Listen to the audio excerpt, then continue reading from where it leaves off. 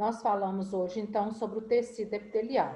É um tecido considerado como revestimento, mas também é um tecido de secreção, onde nós encontramos as glândulas que produzem a secreção que nós chamamos de hormônios, né?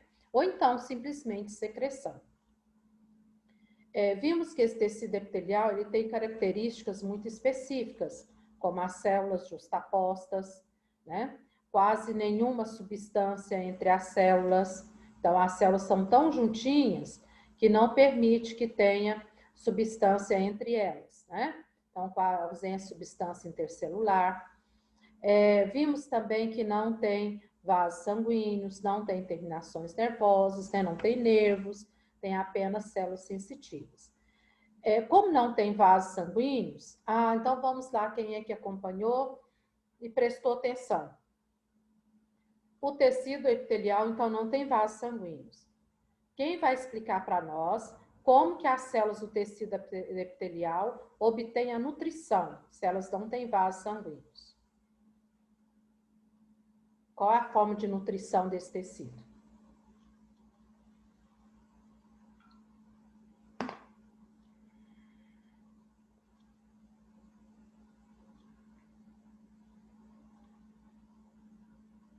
Ninguém?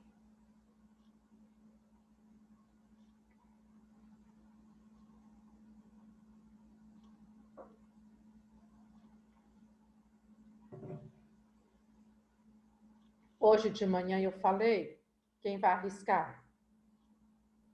É a lâmina basal? Muito bem, Giane. As células epiteliais, elas têm debaixo delas a lâmina basal, e essa lâmina basal é o ponto de entrega de nutrientes para as células. Muito bem. Então, é assim que elas vão nutrir. Mesmo elas não tendo os vasos sanguíneos, não significa que elas vão ficar desnutridas, né? Elas vão nutrir dessa forma. Nós vimos também que o tecido epitelial, então, ele pode receber nomes diferentes de acordo com o tipo de células e a quantidade de células. Tecido epitelial simples, uma única camada de células. Estratificado, quando tem mais de uma camada de células. E o pseudoestratificado é uma única camada, porém tamanhos irregulares, dando aspecto de falsas, né? De várias camadas.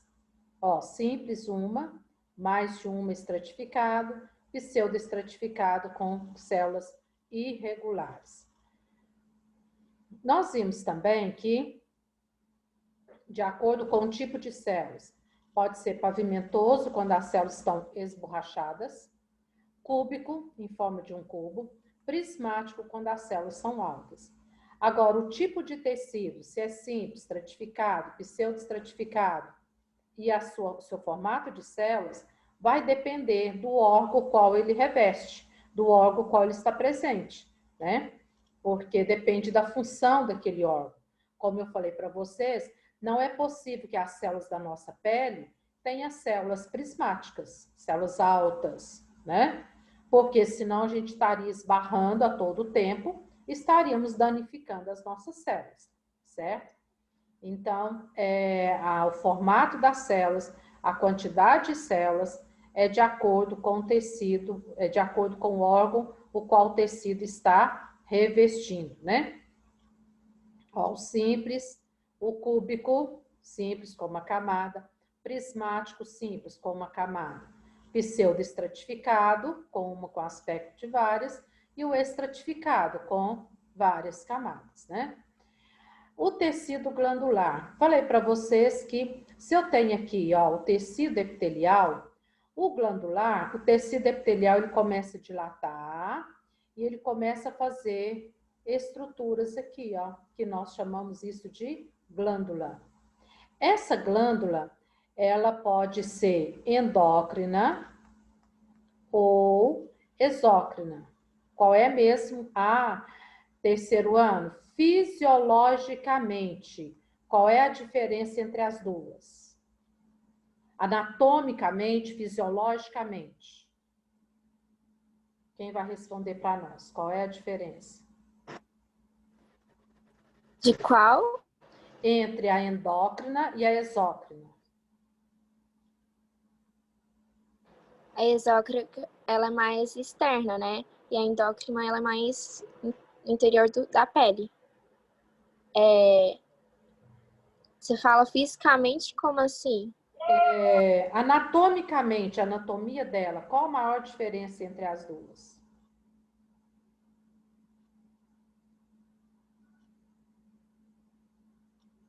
Por exemplo, nós sabemos que a glândula exócrina, ela produz a secreção dela e lança a secreção dela para o meio. A glândula endócrina produz a secreção dela e lança a secreção dela no sangue. Por quê? Qual a diferença dessa aqui lançar a secreção para fora, no meio, e a endócrina lançar no sangue? Tem um diferencial aqui. Você sabe, Juliana? Eu sei que a exócrina, ela fica na axila, né? E a endócrina, eu não sei, não. Gente, a diferença é que a exócrina, ela tem um canal. Por esse canal, ela vai jogar a secreção dela no meio. Todos vocês já viram falar canal da lágrima, canal por onde a lágrima sai? O suor tem um tubinho, canalzinho que pega carona no folículo piloso e vai para fora, né? As glândulas salivares têm um tubozinho que joga saliva. Então, toda glândula exócrina, ela tem um canal, um ducto. A glândula endócrina não tem o canal. Por isso, o sangue tem que passar por ela e pegar o seu hormônio, né? Igual a Juliana falou, parece que ela fica mais escondida. Então, ela não tem meios, dispositivos de lançar a secreção dela para o meio, porque ela não tem canal. A exócrina tem um canalzinho, tubinho, e pelo tubinho ela vai lançar a secreção dela, que seja fora da pele, que seja dentro dos órgãos, igual, por exemplo, o pâncreas, né? Igual a vesícula biliar, as células gástricas, todas elas vão jogar a secreção fora, dentro de um órgão, né? Fora do sangue, ou dentro do estômago, ou lá no intestino. Mas para essa secreção ir, tem que ter um tubinho, tipo um canudinho. Essa é a diferença morfofisiológica delas, tá? Agora nós vamos falar das glândulas, né? Endócrinas e exócrinas, quanto à forma de eliminar a secreção delas, tá? Aqui ele fala que quanto ao número de células, as glândulas podem ser unicelulares ou pode ser pluricelulares, como a maioria delas, tá? Modo de eliminação das secreções. Então, nós vamos ver agora. Nós estávamos falando antes de manhã. Merócrina, ela elimina o produto secretado apenas, sem perda nenhuma de célula. Só o produto que ela produziu. Por exemplo, a lágrima, né? Tem um exemplo aqui. A saliva. Então, aqui nós temos as glândulas, o que? Exócrinas, né? Praticamente aqui, tá? Então, elimina somente o que ela produziu. A apócrina vai eliminar o que ela produziu, mais uma parte do citoplasma, apenas uma parte, não toda a célula. As glândulas sudoríparas na axila, na região perianal, né? São glândulas apócrinas, que são elas que, além de eliminar o suor, elas ainda eliminam parte da sua célula. E depois a gente tem as holócrinas, são aquelas que vai tudo, a secreção e a célula vai tudo embora, né? Que é o caso das glândulas sebáceas, que produz o sebo. Esse sebo, então, vai nutrir a nossa pele, né? Deixando a nossa pele lubrificada, como nós falamos no outro horário. A pele seca, a pele oleosa e a pele normal, né? Que são os 3 tipos de pele que nós temos. Nós podemos transformar essa pele. Você pode transformar a pele oleosa numa pele mais seca, normal, ou vice-versa, tá? Então, a gente pode transformar, desde que a gente use produtos, né? De manhã eu falava para vocês que hoje em dia está tendo muita forma de modificar a nossa pele. Vocês estão vendo aí que a modernidade agora é harmonia facial. Vocês viram o depoimento do Lucas Luco? Não? Ninguém viu? Você sabe que ele fez a harmonia facial? Harmonização facial?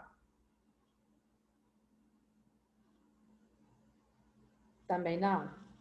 Só que ele exagerou na dose, né? Foi feito um preenchimento com colágeno no rosto dele e ele achou que ficou deformado, ele não gostou. Hoje ele está fazendo a retirada desse colágeno que foi colocado dentro dele. Olha que dificuldade. Tem que aplicar uma enzima, essa enzima tem que dissolver esse colágeno e tem que puxar esse colágeno. Então, a gente tem que pensar muito antes de fazer qualquer procedimento. Igual o peeling, né? Para tirar manchas no rosto. Tem pessoas que fazem ele tão profundo, com tanta intensidade, né? Que chega de machucar, de estragar a pele. O que seria bom, fica pior, né? O próprio Botox, quando ele é colocado na dosagem certa, no espaçado tempo, a princípio não vai ter problema.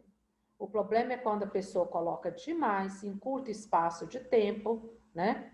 E aí vai deformando, né? Chega a deformar a boca, deforma o rosto, né? Por causa desses procedimentos. Então, a nossa pele, ela já é boa de natureza. Agora, lógico que com a idade, muita coisa vai modificando. E aí a gente precisa mesmo de usar alguns artifícios para ajudar a manter a estrutura da nossa pele. Mas a gente precisa ter muito cuidado com isso. As glândulas exócrinas, né? Elas são de secreção externa. Ó, aquilo que eu falei para vocês, elas têm um canal, um ducto, por onde elas vão lançar a secreção dela, e essa secreção, então, vai para o meio externo, tá? E as glândulas endócrinas, elas não têm esse canal. Isso é fechado nela, tá? É fechado. Aí elas têm o quê? Capilares sanguíneos, que envolve a glândula, para pegar, então, o hormônio delas, tá? Então, são chamadas de glândulas de secreção interna, né? Não possuem ductos e são eliminados, então, a sua estrutura na corrente sanguínea, né? O sangue passa e pega, então, o seu hormônio. Ainda existem glândulas que nós chamamos de anfícrinas ou mistas. São aquelas glândulas que são exócrinas e endócrinas ao mesmo tempo. Elas possuem as duas partes. No caso do pâncreas. O pâncreas, ele é considerado como uma glândula anfícrina. Por quê? Parte do pâncreas vai produzir o suco pancreático, que é exócrino, né? Vai ser jogado lá no intestino delgado, e lá no intestino delgado, então, ele vai ajudar na digestão. E parte do pâncreas vai produzir a insulina e o glucagon, que são hormônios que são pegos pelo sangue, né, e levados para todas as partes do corpo. Então, por isso que o pâncreas é considerado como uma glândula anfícrina ou mista, tá? Terceiro ano, algum comentário, alguma pergunta, algum acréscimo que vocês queiram falar? Alguém sabe dizer um pouquinho, alguma coisa sobre... Existe transplante de pele? Como que é isso? Alguém sabe? Já viu alguma coisa referente?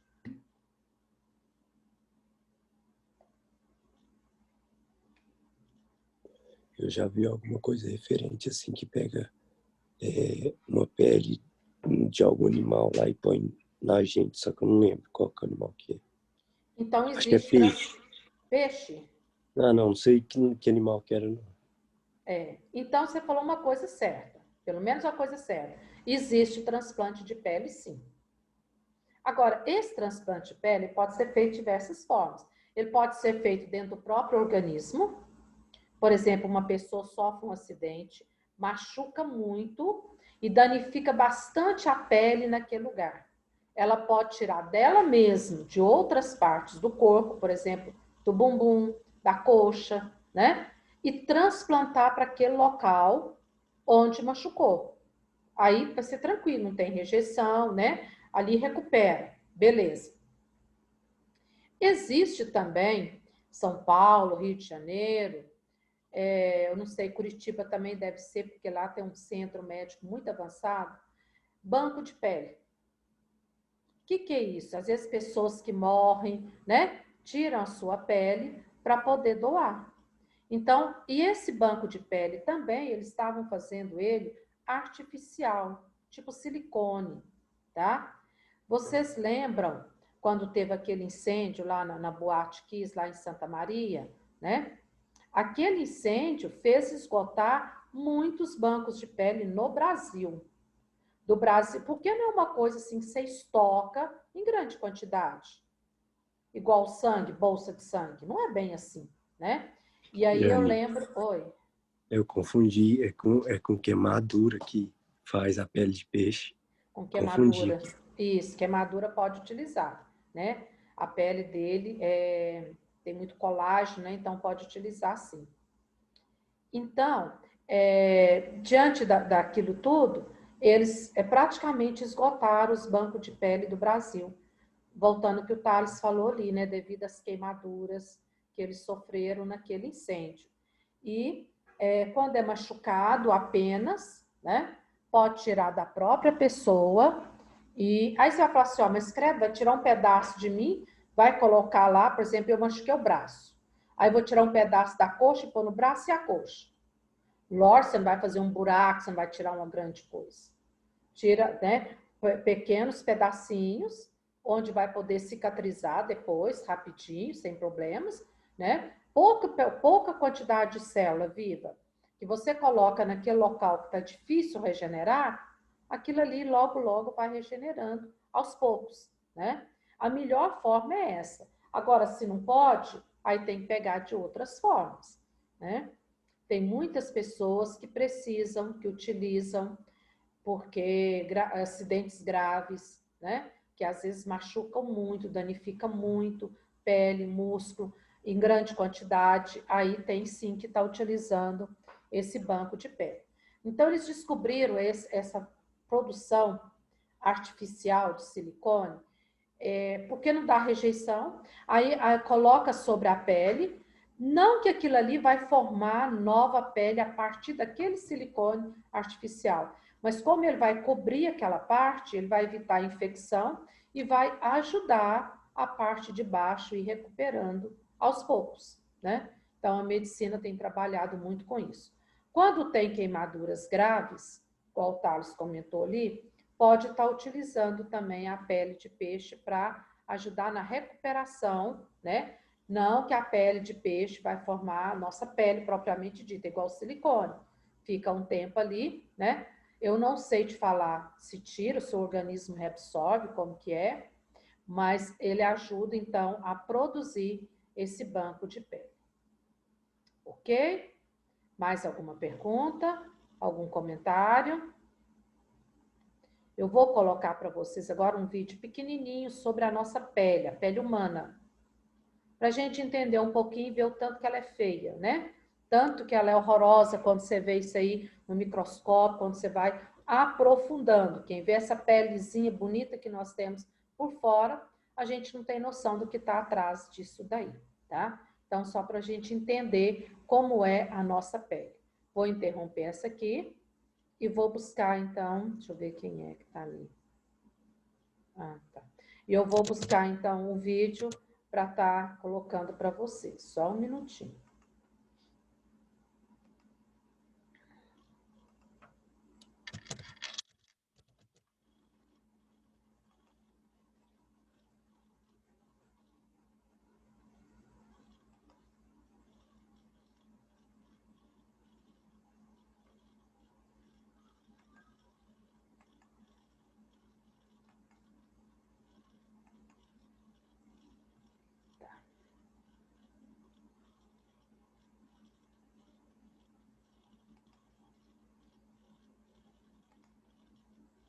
Vamos lá.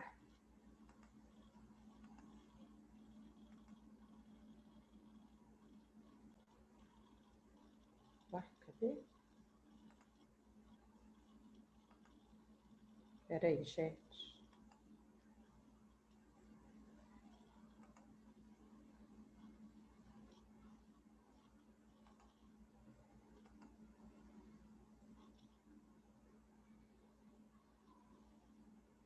Meu Deus. Vamos lá, vamos lá.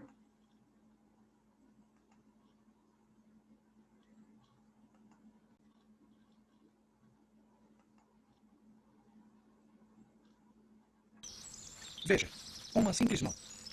Algumas vezes colocamos o nosso rosto sobre ela, levados pelo cansaço. É aí que podemos ver nossa pele de perto, envolvendo o corpo, delimitando a fronteira entre o interior e o exterior, entre o que é úmido e seco. A pele é um conjunto de células regulares. Ela é coberta por uma infinidade de rugas e de altos e baixos. As partes transparentes são gotas de suor que chegam à superfície através dos poros. Desta forma, a pele se deforma, respira e transpira, eliminando certas impurezas do corpo. Esta paisagem confusa é a nossa Olha que epiderme, negócio esquisito. aumentada em 150 vezes.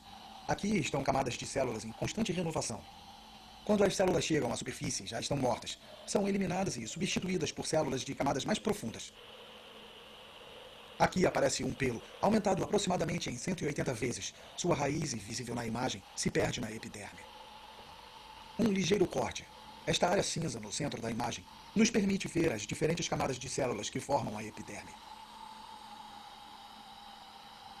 No fundo vemos células vivas, estas bolhas regulares na parte de baixo da imagem. Acima, células chatas, vazias, formam a camada superior da epiderme.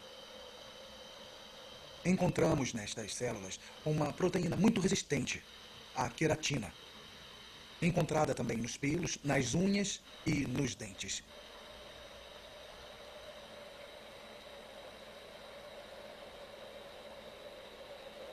Chegamos agora ao coração da epiderme. As membranas formam uma barreira fechada de proteção. Elas são unidas entre si graças a botões-pressão, vistos em preto no centro da imagem.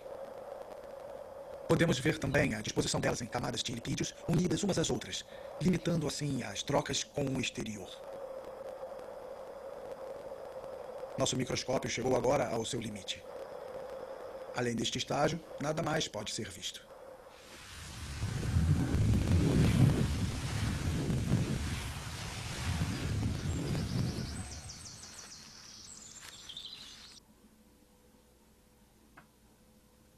É tão estranho esse negócio que a gente vê a pele assim, né? Você não imagina o quão profundo nós temos lá dentro. Os poros, que parecem umas crateras, são muito grandes, né? A própria camada de pele. Você olhando a sua mão, parece que a pele da mão é tão fininha. E vocês viram os buracos, a camada de queratina que está por fora da pele, né, dando proteção a essa pele. Agora eu quero terminar esse assunto, a gente conversando sobre uma situação. Terceiro ano, o que dá a cor à pele?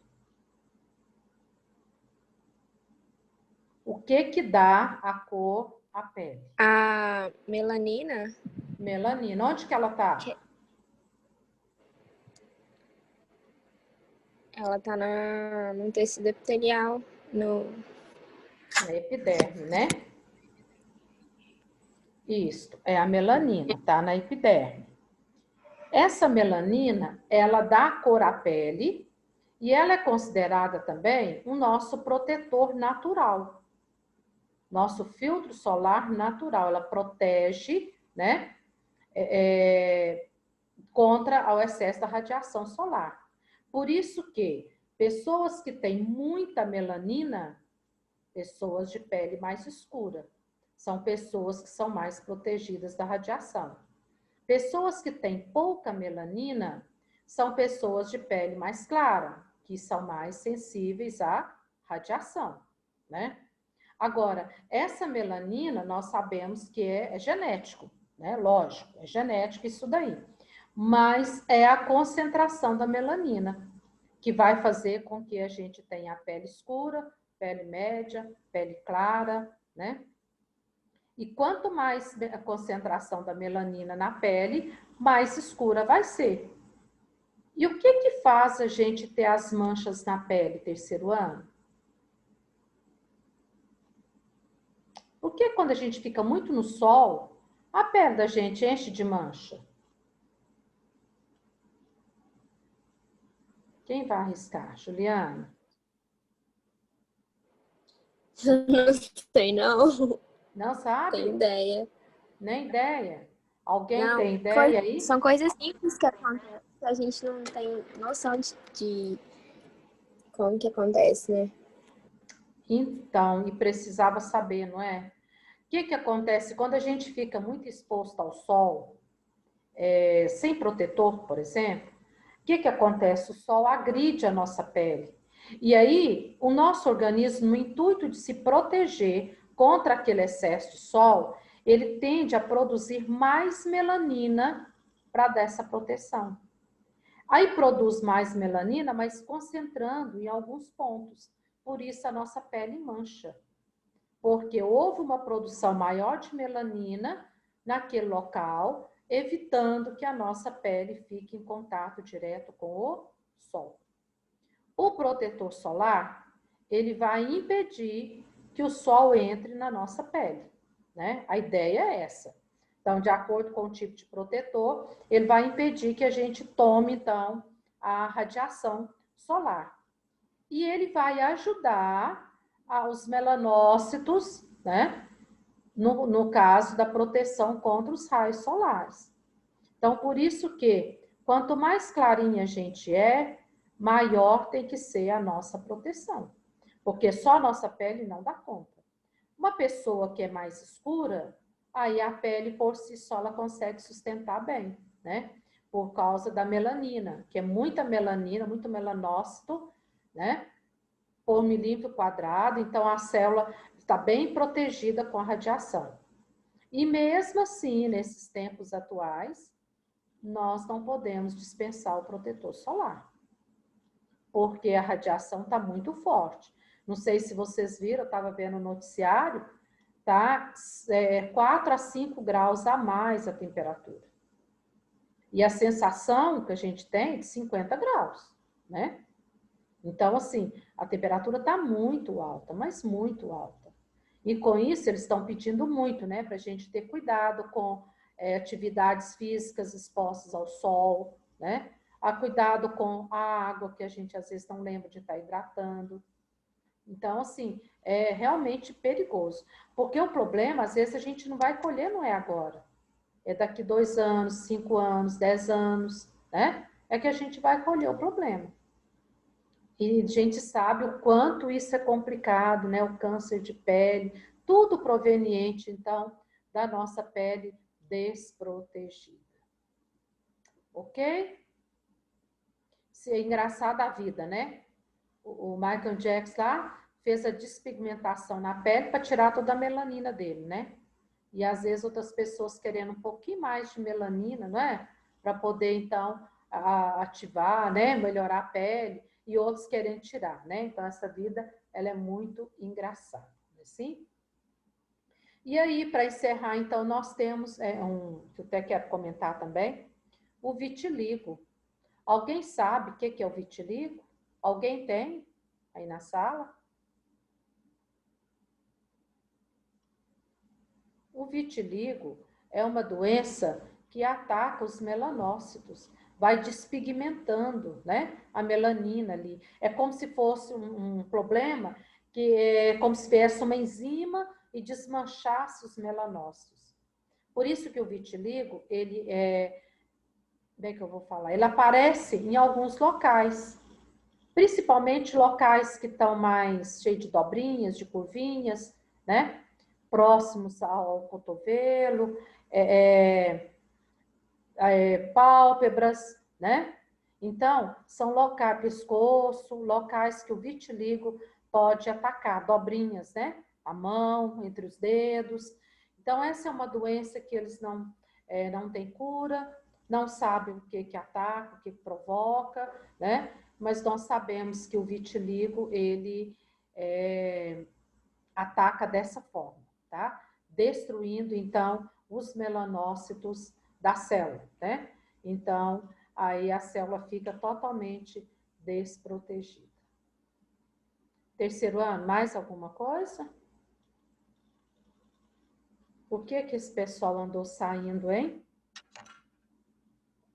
O Pedro avisou aqui, mas muita gente não avisou. Irani, Já saiu.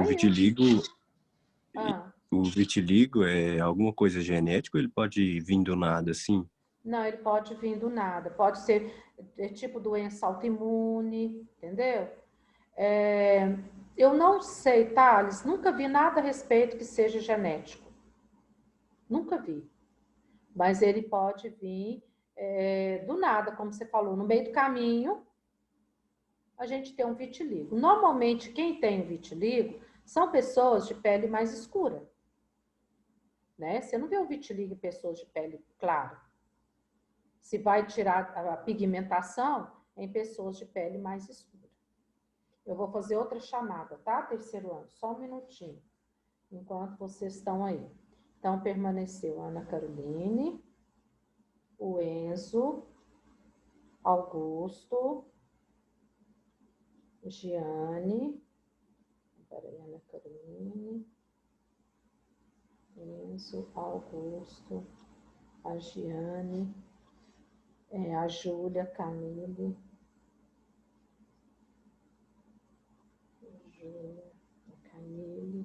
Juliana, o Thales e a Caroline. Terceiro ano. Então, obrigada. Você não falou meu nome? Não, Vitória, desculpa. Não. Vou marcar aqui. Eu agradeço a vocês que ficaram até o final, né? Anotei o nome do pessoal que saiu, não sei o porquê, nem a justificativa. Eu vou deixar no grupo da sala de vocês a atividade. Ok, vai entrar a semana de férias. Tá, eu vou deixar para depois, então. Essa atividade para vocês fazerem e a gente está corrigindo e tirando as dúvidas, tá? Espero que vocês descansem, né? Mudem de atividade, refresquem a cabeça e que voltem mais dispostos, mais animados, melhor a participação, tá? Para a gente vencer melhor, né? Porque quanto mais desanimado, quanto mais indisposto a gente ficar, menos a gente vai vencer, tá? Então, que a gente possa terminar